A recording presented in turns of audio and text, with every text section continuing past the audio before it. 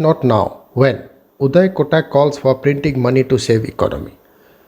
Coronavirus. The government last year announced a very successful lending scheme by banks for the stressed sectors. I had recommended that the scheme be expanded, Uday Kotak told NDTV. India needs to print cash to support the economy that has been damaged by the protracted COVID-19 crisis, one of the country's top bankers, Uday Kotak, has told NDTV.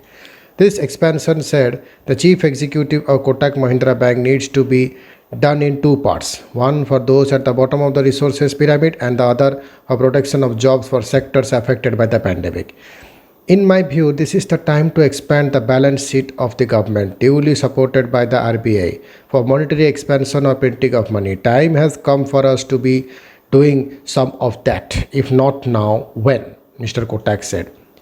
For direct cash transport to the poor, Mr. Kotak recommended a government expenditure of 1% of the gross domestic product, or between 1 lakh crore to 2 lakh crore. This will also effect strengthening consumption at the bottom of the pyramid, the banker said. Medical benefits to the poorest of the poor needs to be given, Mr. Kotak said. The deadly second wave of the pandemic has hit the almost recovering economy badly. The country had started easing restrictions in phases by January, but a surge in COVID cases in almost every state led to new round of restrictions which put brakes on business again.